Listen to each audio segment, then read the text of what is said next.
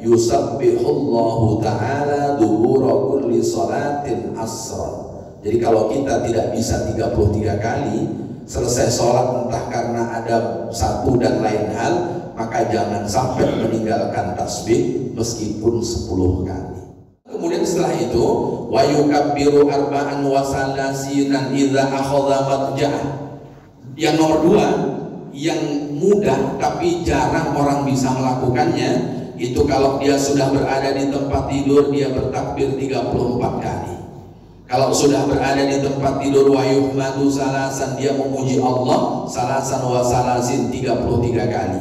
Lalu kemudian wa yusabbihu salasan wa salasin, lalu kemudian dia bertasbih sebanyak 33 kali. Bismillahirrahmanirrahim.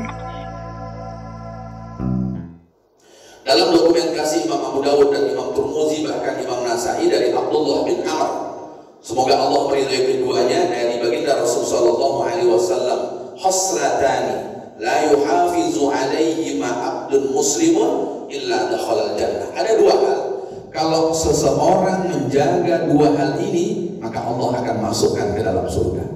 Ada 2 hal, kalau kita menjaga 2 hal ini maka Allah akan masukkan ke dalam surga. Huma yasirun wa may ya'malu bihima qalilun. 2 hal ini mudah tapi sedikit orang yang bisa melakukan. Ini kata Rasul, 2 hal ini mudah tapi tak banyak orang yang bisa melakukannya.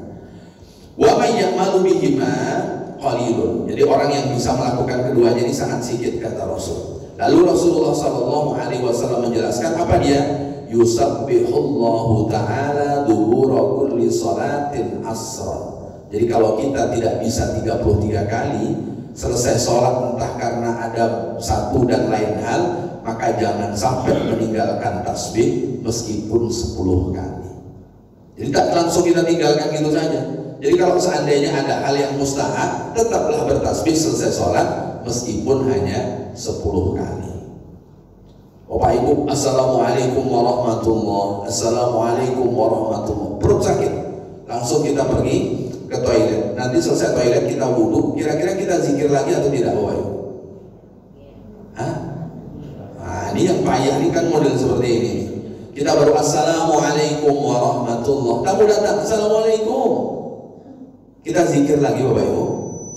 Nah itu dia, karena memang sunnahnya orang kalau sedang zikir, datang tamu jumpai tamu, hentikan zikirnya dulu.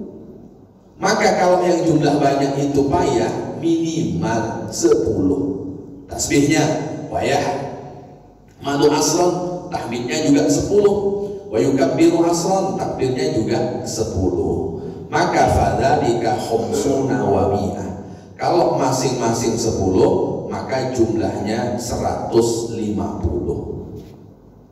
150. Gimana bisa 150 ini, Bapak Ibu? 1, 10. 10 itu kalau Allah lipat gandakan menjadi 10 kan baru 20. Nah ini nanti diterangkan di belakang bagaimana kok bisa menjadi kalau masing-masing 10 maka jumlahnya berubah menjadi 150 nilainya. Bil lisani wa alfun wa khamsumi'ah fil mizani, dan dalam timbangan amal itu berubah menjadi 5.000. Menjadi 5.000. Nah, ini keterangannya nanti di bawah, Bapak Ibu. Lalu kemudian setelah itu wa yukabbiru arba'an wa salasinan idza akhadha madja'ah. Yang nomor 2 yang mudah tapi jarang orang bisa melakukannya, itu kalau dia sudah berada di tempat tidur dia bertakbir 34 kali.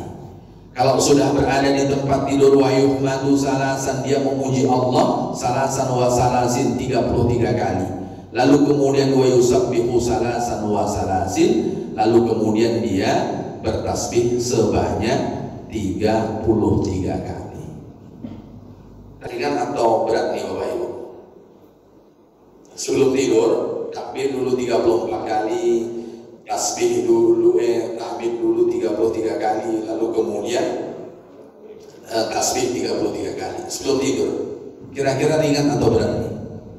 Baru dapat 20 tidur dah kita nih. Nah, ini maksudnya yang menjaga ya, yang menjaga. Kalau sesekali ringan Bapak Ibu, yang payah itu rutin. Nah itu dia.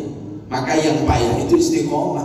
Kalau hanya sekali, 2 kali biasa. Tapi setiap mau tidur dia tidak meninggalkan ini. Selesai sholat dia tidak meninggalkan meskipun hanya 10 kali.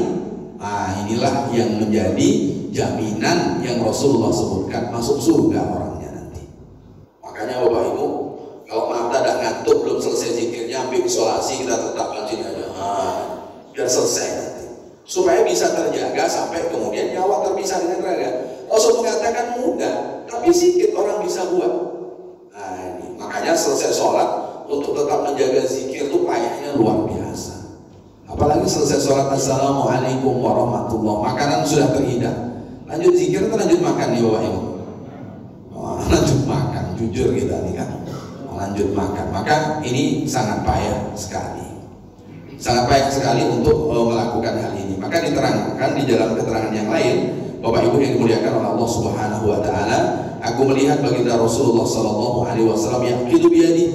Qalu ya Rasulullah, kaifa huma yasirun wa may ya'mal bihi ma qalilun. Pada waktu itu Rasulullah Sallallahu Alaihi Wasallam sedang berzikir. Jadi zikir Rasulullah itu ngitungnya kan dengan ruas-ruas jari. Lalu kemudian sahabat bertanya, kenapa yang 2 tadi itu Rasul mudah, kok tak banyak orang yang bisa melakukannya? Mereka bertanya. Lalu kemudian kata baginda Rasulullah Sallallahu Alaihi Wasallam, ya'ti ahadakum fi manamihi fayunawwimu.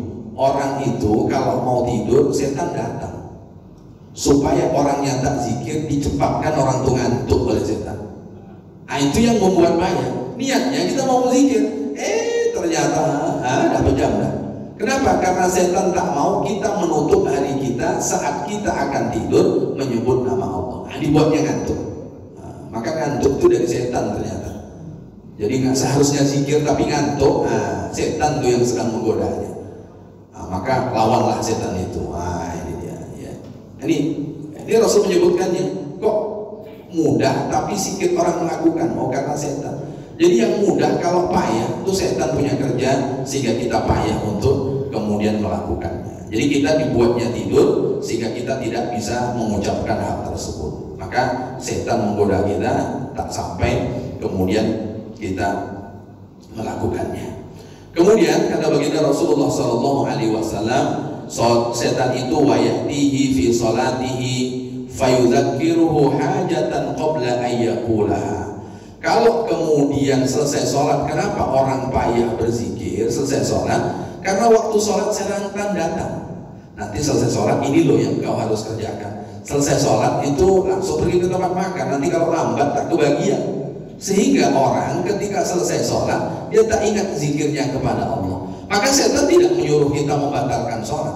Jangan batalkan sholatnya, enggak. Cepat-cepat nanti kalau lambat, tak kebagian tuh makan siang di sebelah.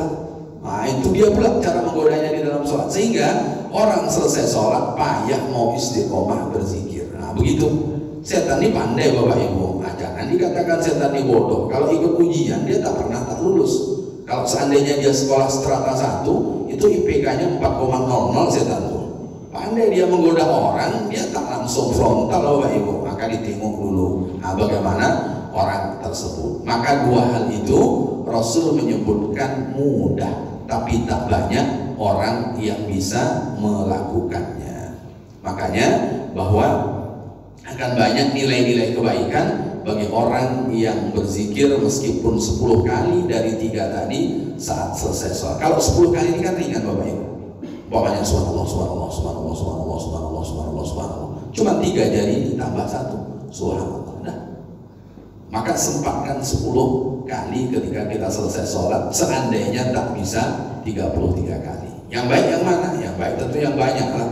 33 kali jauh lebih baik dibanding yang kemudian tadi sedikit. Ini 2 hal yang Rasulullah Sallallahu Alaihi Wasallam sebutkan mudah, tapi sedikit orang yang bisa melakukannya.